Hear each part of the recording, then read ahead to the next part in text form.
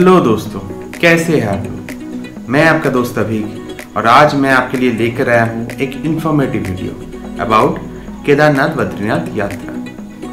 केदारनाथ बद्रीनाथ यात्रा कैसे करें, कितना टाइम लगता है, कितना खर्चा होता है, क्या करना चाहिए, क्या नहीं करना चाहिए, इन सारी इंफॉर्मेशन के लिए जुड़े रहिए इस वीडियो के साथ आखिरी तक और बहुत ज़्यादा लाइक, शेयर एंड सब्सक्राइब करिए इस वीडियो को। सो ज़्यादा टाइम वेस्ट ना करते हुए लेट्स गेट स्टार्टेड।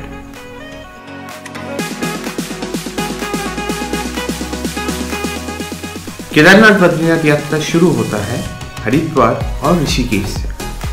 तो सबसे पहले आपको हरिद्वार और ऋषिकेश पहुंचना पड़ेगा। हरिद्वार और ऋषिकेश पहुंचने के लिए आपके पास 3 मोड्स ऑफ ट्रांसपोर्टेशन अवेलेबल है। Those are train, bus and flight. So the cheapest mode of transportation to Haridwar is by train. India के हर एक कोने से आपको हरिद्वार के लिए ट्रेन मिल जाएगा। अगर डायरेक्ट हरिद्वार के लिए ट्रेन नहीं मिल रहा है तो आप पहले न्यू दिल्ली रेलवे स्टेशन आ जाइए, वहां से आपको फ्रीक्वेंट ट्रेन्स मिल जाएंगे हरिद्वार के लिए। हरिद्वार जाने के लिए न्यू दिल्ली से बहुत सारे बस सर्विस अवेलेबल है। मेनली आपको बस मिलता है उत्तराखंड जाने के लिए कश्मीरी गेट ISBT से। कश्मीरी गेट से आपको AC और नॉन AC दोनों तरह का बस सर्विस मिल जाएंगे हरिद्वार के लिए। अगर आप फ्लाइट से आना चाहते हैं तो आपको हरिद्वार के लिए डायरेक्ट फ्लाइट नहीं मिलेगा, उसके लिए आपको आना पड़ेगा देहरादून बाई फ्लाइट। उसके बाद देहरादून से आप हरिद्वार के लिए या ऋषिकेश के लिए बस पकड़ के जा सकते हैं। हरिद्वार से केदारनाथ जाने के लिए आपके पास बहुत सारे ऑप्शंस हैं, जैसे बस, शेयर कार और प्राइवेट कार। तो हरिद्वार से आप डायरेक्ट बस, शेयर कार, प्राइवेट कार कर सकते हैं फॉर केदारनाथ। लेकिन मेरा सजेशन ये है कि आप सबसे पहले हरिद्वार से चले जाइए ऋषिकेश, क्योंकि ऋषिकेश बस स्टैंड से आपको बहुत ज़्यादा ऑप्शंस मिलेंगे जाने के लिए केदारनाथ। सबसे पहले हरिद्वार या ऋषिकेश से आपको पकड़ना पड़ेगा बस और शेयर टैक्सी। बस और शेयर टैक्सी करके आपको जाना पड़ेगा सोनप्रयाग। सोनप्रयाग से आपको गौरीकुंड के लिए जीप मिलेगा, गवर्नमेंट जीप सर्विस। उसके बाद आपका गौरीकुंड से एक्चुअल पैदल यात्रा शुरू होता है केदारनाथ के लिए। केदारनाथ से फिर से जब आप वापस आएंगे तब आपको सोनप्रयाग से बद्रीनाथ के लिए बस मिलेगा। सोनप्रयाग से बद्रीनाथ के लिए बस सर्विस बहुत लिमिटेड है, सिर्फ एक ही बस छूटता है हर दिन। तो अगर आप सोनप्रयाग से डायरेक्ट बद्रीनाथ नहीं जा पा रहे तो आपके पास 2-3 ऑप्शन हैं। आप सोनप्रयाग से रुद्रप्रयाग आ जा सकते हैं कोई बस करके, वहाँ से आप शेयर टैक्सी करके बद्रीनाथ जा सकते हैं। नहीं तो सोनप्रयाग से जीप सर्विसेज अवेलेबल है एकदम मॉर्निंग में फॉर जोशीमठ, जो बद्रीनाथ से नियर अबाउट 45 किलोमीटर्स नीचे है। और जोशीमठ से आपको बद्रीनाथ जाने के लिए शेयर कार, बस सर्विस मिल जाएंगे। उसके बाद बद्रीनाथ से आपको डायरेक्ट हरिद्वार के लिए भी बस सर्विस मिलता है। हर मॉर्निंग बद्रीनाथ से हरिद्वार जाने के लिए डायरेक्ट बस सर्विस आपको मिल जाता है।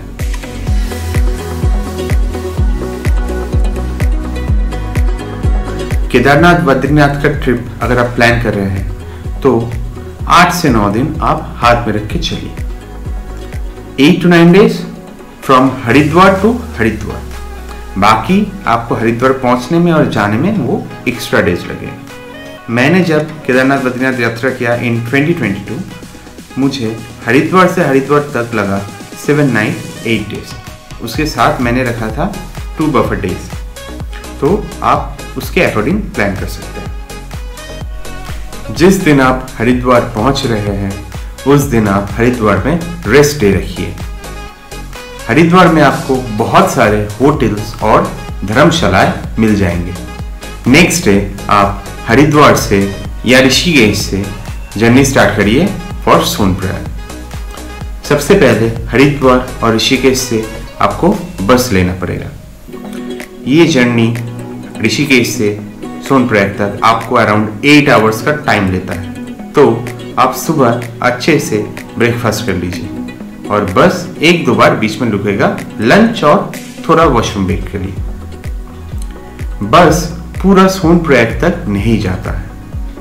बस सोनप्रयाग से 2 किलोमीटर पहले सीतापुर बोल के एक जगह है, वहां पर बस रुक जाता है। उसके बाद आपको सोनप्रयाग पैदल या वहां से कोई प्राइवेट कार करके जाना पड़ेगा। सोनप्रयाग में होटल्स थोड़ा कॉस्टली होता है, सो आप सोनप्रयाग में होटल बुक नहीं करके पहले थोड़ा सीतापुर में भी रूम्स आप ले सकते हैं, जहां पे कंपैरेटिवली चीपर होटल्स आपको मिल जाएंगे।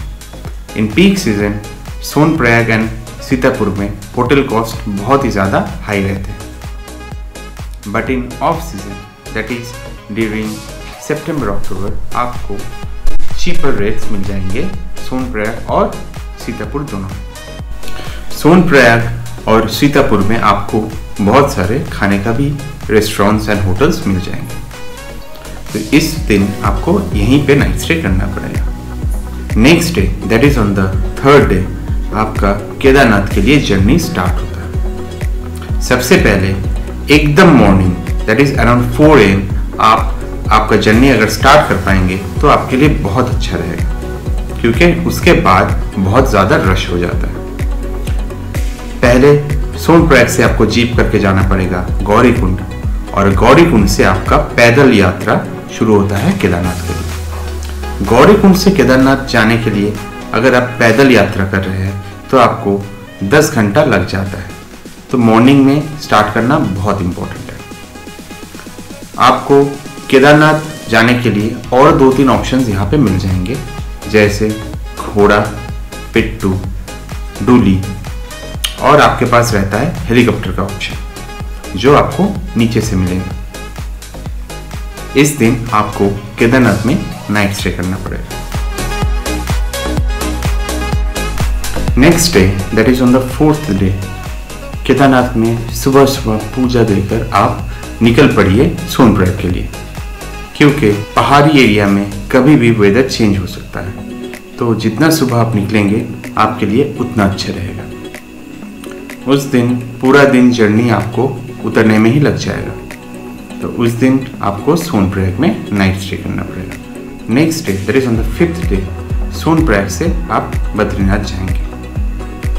इस दिन आप बद्रीनाथ पे जाके आराम करिए। बद्रीनाथ में आपको बहुत सारे होटल्स एंड रेस्टोरेंट्स मिल जाएंगे। होटल्स आपको पीक सीजन में थोड़ा कॉस्टली पड़ सकता है, लेकिन ऑफ सीजन में दैट इज सितंबर अक्टूबर में आपको चीप होटल्स भी मिल जाएंगे।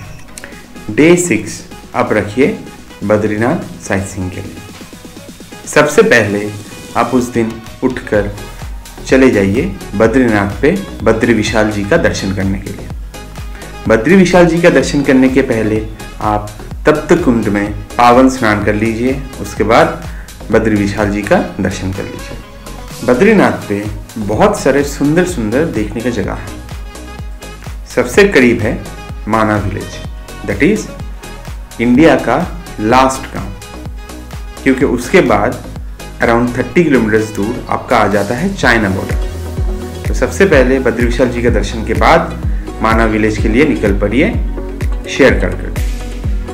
माना विलेज में आपको 4-5 इम्पोर्टेंट पॉइंट्स मिल जाएंगे देखने के लिए, जो है व्यास गुफा, गणेश गुफा, सरस्वती मंदिर, सरस्वती नदी एंड भीमपुर। इसके बाद अगर आप चाहते हैं तो देख सकते हैं वसुधारा फॉल्स, ब्रह्म कपाल, नारद कुंड, शेष नेत्र वगैरह प्लेसेस।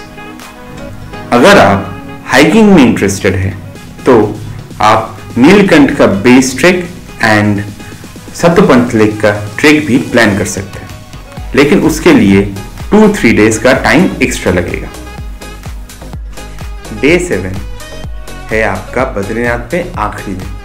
इस दिन एकदम सुबह उठ के आपको हरिद्वार के लिए बस पकड़ना पड़ेगा, अगर आप डायरेक्ट जाना चाहते हैं। नहीं तो आप ब्रेक करके भी जा सकते हैं। इस दिन का बस के लिए पहले से आप टिकट काट के रखिए, क्योंकि बहुत कम बस छूटता है एकदम सुबह जो डायरेक्ट आपको पहुंचाते हैं हरिद्वार, नहीं तो आपको टिकट नहीं मिलेगा। तो इस दिन एकदम सुबह उठ के बस पकड़ के आपको पूरा दिन बस जर्नी करने के बाद शाम में आप पहुंचेंगे हरिद्वार। तो पूरा दिन बस जर्नी के बाद आप बहुत टायर्ड हो जाएंगे, तो इस दिन आप हरिद्वार में नाइट स्टे रखिएगा। तो कुल मिला के आपको मिनिमम 7 नाइट 8 डेज देना पड़ेगा केदारनाथ बद्रीनाथ टूर कंप्लीट करने के लिए।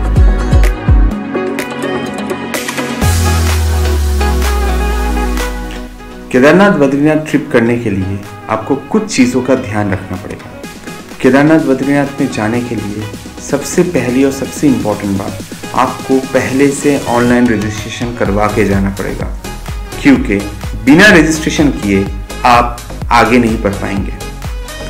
वहाँ पे मेनली 2 जगह पे मिनिमम चेकिंग होता ही है, जो है ऋषिकेश बस स्टैंड पे, जहाँ पे आपको टिकट काटने के टाइम आपको ऑनलाइन रजिस्ट्रेशन दिखाना पड़ेगा, और रुद्रप्रयाग पे बीच रास्ते पे आपका रजिस्ट्रेशन चेक होगा।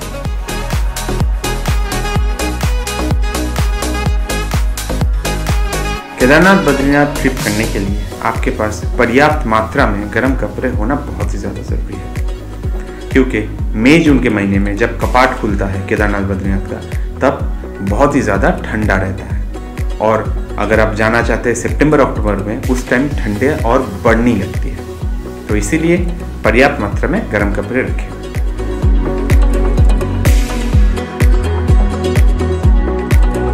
केदारनाथ ट्रैक करने के लिए आपके पास अच्छा ट्रैकिंग शू रहना बहुत ही ज़्यादा ज़रूरी है, नहीं तो आपको पैर में चोट लग सकता है। केदारनाथ ट्रैकिंग के टाइम आप ट्रैकिंग पोल रख सकते हैं आपके साथ।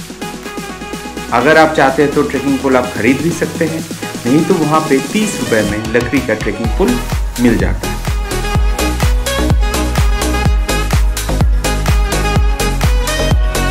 केदारनाथ का हेलीकॉप्टर सर्विसेज के लिए आप सिर्फ ऑनलाइन बुकिंग पोर्टल से ही बुक करिए, ऑफलाइन के चक्कर में मत रहिए, क्योंकि ऑफलाइन के चक्कर में बहुत 2 नंबरी होता है। केदारनाथ के लिए हेलीकॉप्टर सर्विस 3 जगह से अवेलेबल है, जो है गुप्तकाशी, फाटा और सिरसी। हेलीकॉप्टर सर्विस का ऑनलाइन लिंक मैं मेरे वीडियो में शेयर कर दे रहा हूँ, आप उससे चेक कर सकते हैं।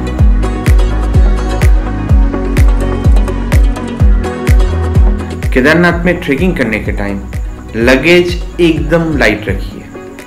आपके पास अगर बहुत लगेज है तो आप क्लोक रूम में रख के आ सकते हैं सोनप्रयाग पे, जहाँ पे एकदम मिनिमम चार्जेस में आपको क्लोक रूम भाड़े पे मिल जाएंगे। नहीं तो जब आप जिस होटल में रह रहे हैं वहाँ पे भी आप आपका सामान रख के जा सकते हैं।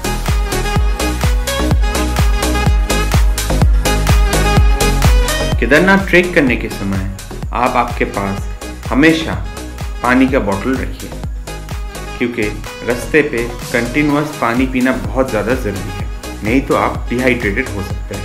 आप खुद के साथ ड्राई फ्रूट्स एंड चॉकलेट्स भी रख सकते हैं, जो आपको जर्नी में एनर्जी दे।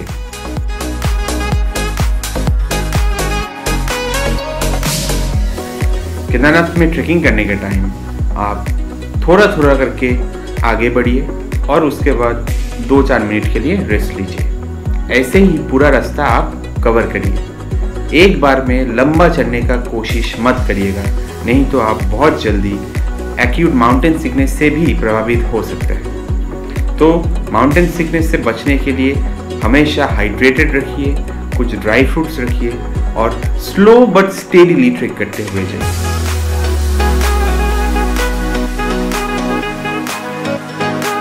केदारनाथ ट्रेकिंग करने के टाइम आपके पास इमरजेंसी मेडिसिन रहना बहुत ज़रूरी है, स्पेशली जो लोग heart problems and breathing problem से सफ़र कर रहे हैं। अगर आप heart problems and breathing problem से सफ़र कर रहे हैं तो आपके पास कुछ इंपॉर्टेंट मेडिसिन जैसे सॉर्बिट्रेट्स, ऑक्सीजन सिलेंडर, सैल्बुटामोल एक्सेट्रा रहना बहुत ज़रूरी है, क्योंकि ऑल्टीट्यूड बहुत ज़्यादा है तो कभी भी आपको ब्रीदिंग डिफ़िकल्टीज हो सकता है।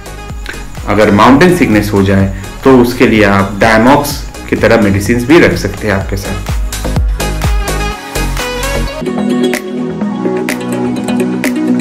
सो इन समरी, अगर आप केदारनाथ बद्रीनाथ का एक बजट ट्रिप प्लान कर रहे हैं ऑफ 7 नाइट्स एंड 8 डेज, तो आपका एक एवरेज खर्चा हो सकता है of around 11,000 rupees plus minus आपको पकड़ के चलना पड़ेगा। ये है सिर्फ हरिद्वार से हरिद्वार तक का खर्चा, that is 7 nights and 8 days only. इसके बाद ट्रेन जर्नी हरिद्वार पहुंचने के लिए और हरिद्वार से वापस जाने के लिए वो आपको एक्स्ट्रा लगेगा। मैं यहाँ पे एक बेसिक बजट ट्रिप का एक्सपेंस चार्ट आपके साथ शेयर कर रहा हूँ, तो आप वीडियो को पॉज करके उसका स्क्रीनशॉट ले सकते हैं। इसमें मैं ट्रैवलिंग कॉस्ट फ्रॉम हरिद्वार से हरिद्वार तक इंक्लूड करूंगा, उसके बाद ट्रेन एक्सपेंसेस वो एक्स्ट्रा लगेगा।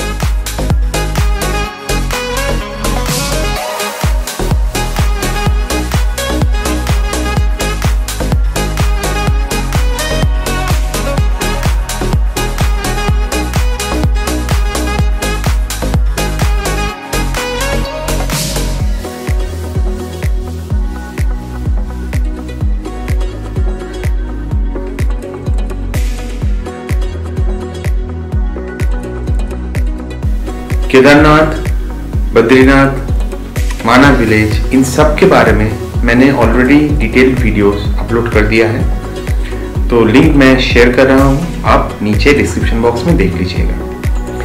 Thank you for viewing this blog from first to and.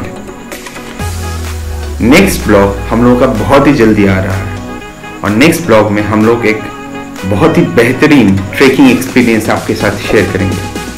तो हम लोगों का चैनल को लाइक, शेयर एंड सब्सक्राइब करना मत भूलिए, एंड इस ब्लॉग को देखते रहिए।